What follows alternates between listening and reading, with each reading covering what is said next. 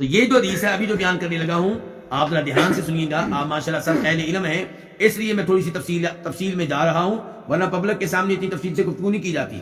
لیکن آپ لوگ عام لوگ نہیں ہیں, آپ لوگ ماشاءاللہ دین کے طالب علم ہیں, بلکہ علماء آپ کو کہنا چاہیے. یہ دیکھیں جی, کیونکہ یہ حدیث پیش کی جاتی ہے, ہمارے دیوبندی بھائی اور بریلوی لوگ اور دوسرے لوگ جو ہے اس کو بیان کرتے ہیں, کہتے ہیں یہ تو مسلم کی ہے, اب یہاں پہ کیا کرو گے, اس کو تو مان لو. چلے عبداللہ بن مسعود کی حدیث کو آپ کہتے ہیں کہ ضعیف ہے, براء بن عازب کی حدیث کو آپ کہتے ہیں کہ ضعیف ہے, لیکن یہ تو مسلم شریف کی ہے. حدیث کا نمبر کیا, 430. جابر بن سمرہ کہتے ہیں کہ کننا اذا صلینا مع رسول اللہ صلی اللہ علیہ وسلم, ہم لوگ جب اللہ کے رسول علیہ الصلوۃ والسلام کے ساتھ نماز پڑھتے تھے, قلنا تو ہم کہتے تھے نماز کے آخر میں السلام علیکم ورحمۃ اللہ, السلام علیکم ورحمۃ اللہ.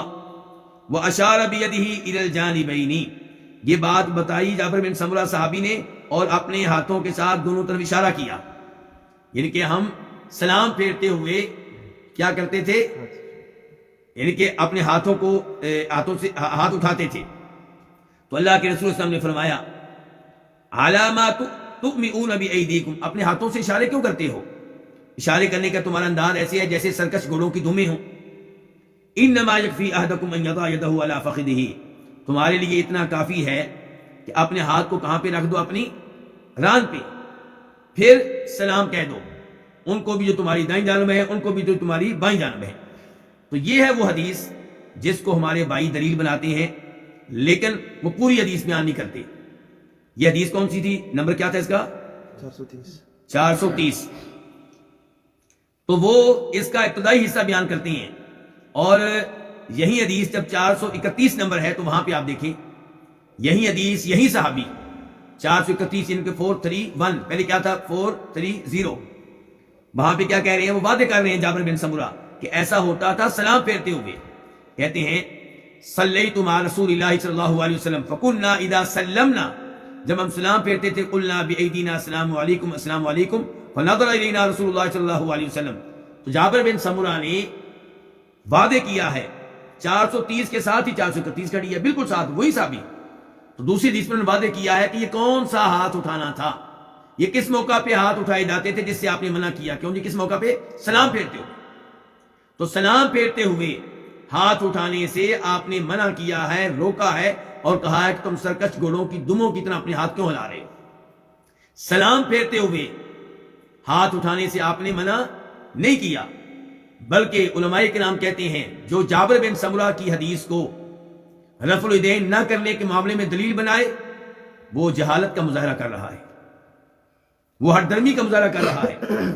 آئیے میں چند علماء کرام کے اقوال آپ کے سامنے رکھنا چاہوں گا اس بارے میں.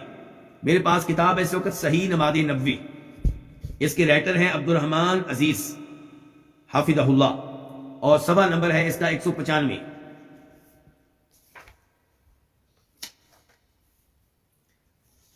اس میں کتاب کے مؤلف لکھتے ہیں کہ امام بخاری رحمہ اللہ نے ان لوگوں کو جو جابر بن سمرہ کی حدیث کو دلیل بناتے ہیں رفع الیدین نہ کرنے کے معاملے میں بے علم قرار دیا ہے, کہا کہ یہ ان کی بے علمی ہے. اور امام نووی نے اس حدیث کو اس معاملے میں دلیل بنانے کو جہالت قرار دیا ہے. دارالعلوم دیوبند کے صدر مدرس مولانا محمود الحسن لکھتے ہیں, دارالعلوم دیوبند کے صدر مدرس مولانا محمود الحسن, بڑا نام ہے ان کا, کہتے ہیں باقی ادناب الخیل کی روایت, جن کی وہ حدیث جس میں آتا ہے کہ تم سرکش گھوڑوں کی دموں کی طرح اپنے ہاتھ کیوں ہلا رہے ہو, یہ والی حدیث کے بارے میں کہتے ہیں کہ اس حدیث سے جواب دینا انصاف کے لحاظ سے درست نہیں ہے, کیونکہ وہ سلام کے بارے میں ہے, کیونکہ وہ صحابہ فرماتے ہیں کہ ہم بوقت سلام نماز میں اشارہ بالید بھی کرتے تھے, آپ نے اس کو منع فرما دیا. یہ مولانا محمود الحسن کہاں پہ لکھ رہے ہیں, جامع ترمذی کے اوپر اپنے حاشیے پہ. اور مولانا تقی عثمانی صاحب, یہ تو اب بھی حیات ہیں, یہ کیا لکھتے ہیں, لیکن انصاف کی بات یہ ہے کہ اس حدیث سے حنفیہ کا استدلال مشتبہ اور کمزور ہے.